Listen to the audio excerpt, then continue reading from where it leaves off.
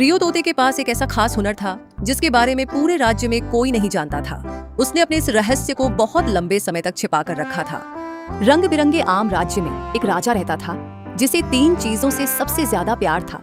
उसका सुंदर शाही बगीचा, उसके विशाल आम के मिठाई वाले व्यंजन और उसका बेहद होशियार तोता रियो। लेकिन एक छोटी सी समस्या थी, रियो बहुत शरारती था।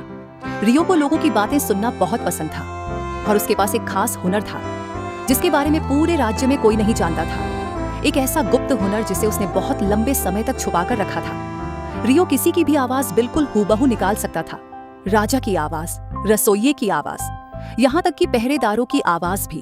शुरुआत में रियो अपने इस हुनर का इस्तेमाल सिर्फ मजे के लिए करता था, लेकिन एक दिन उसने एक शरारत करने का फैसला किया और वहीं से शुरू हुई एक बहुत बड़ी मुसीबत। उधर पूरा राज्य महान शाही प्रतिभा महोत्सव की तैयारी में व्यस्त था। राजा चाहते थे कि सब कुछ बिल्कुल शानदार हो। एक सुबह रियो ने चुपके से राजा को आदेश देते हुए सुना, ध्यान रखना, महोत्सव की सारी तैयारियां पूरी हो जाएं।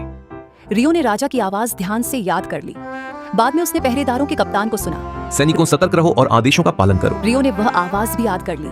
फिर उसने शाही रसोइये को कहते सुना, राजा के सूप में बस थोड़ी सी मिर्च डालना। रियो शरारती मुस्कान के साथ मुस्कुराया। जल्द ही रियो सबकी आवाजें पूरी तरह सीख चुका था और वह मजाक करने से खुद को रोक नहीं पाया। अगले दिन रियो रसोई के बाहर छिप गया। रसोइये की आवाज में उसने कहा, राजा के सूप में बहुत ज्यादा मिर्च डालो। रसोइयों ने तुरंत आदेश मान लिया। उस शाम राजा ने सूप का बड़ा चम्मच मुंह में डाला। अचानक उनकी आंखें फैल गईं।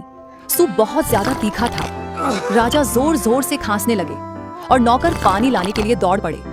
शुरू में रियो खिलखिलाकर हंसा, लेकिन जब उसने देखा कि सब लोग राजा की चिंता कर रहे हैं तो उसकी मुस्कान धीरे धीरे गायब हो गई। रियो का किसी को नुकसान पहुंचाने का इरादा नहीं था। अगले दिन उसने एक और शरारत करने का सोचा। इस बार किसी को चोट नहीं पहुंचेगी। रियो ने पहरेदारों के कप्तान की आवाज निकाली, सावधान, आपातकालीन शाही नृत्य अभ्यास, सभी तुरंत नाचना शुरू करें। सभी सैनिक तुरंत नाचने लगे। कोई गोल गोल घूमने लगा, कोई दाएं बाएं उछलने लगा। असली कप्तान हैरानी से बस देखता रह गया। राजा अपनी आंखों पर विश्वास नहीं कर पा रहे थे। इस बार रियो इतना हंसा कि उसकी आंखों में आंसू आ गए। कुछ ही दिनों बाद महान शाही प्रतिभा महोत्सव का दिन आ गया। पूरा राज्य संगीत, सजावट और उत्साह से भरा हुआ था। कलाकार अपनी अपनी प्रस्तुतियों की तैयारी कर रहे थे। रियो ऊपर बैठा सब देख रहा था। तभी उसके मन में एक और शरारती विचार आया।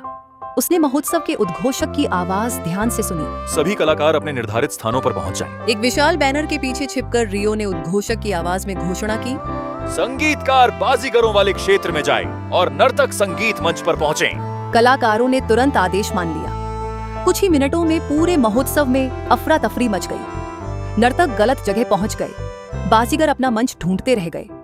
संगीतकार अपने वाद्य यंत्र लेकर इधर उधर भटकने लगे। हर कोई परेशान और उलझन में था। स्थिति और भी बिगड़ने लगी।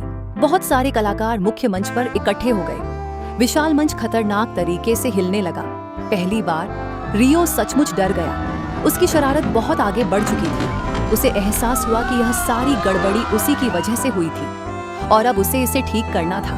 रियो तुरंत घोषणा टावर की ओर उड़ गया। उसने अपनी सीखी हुई सारी आवाजों का इस्तेमाल करते हुए सही निर्देश देने शुरू किए।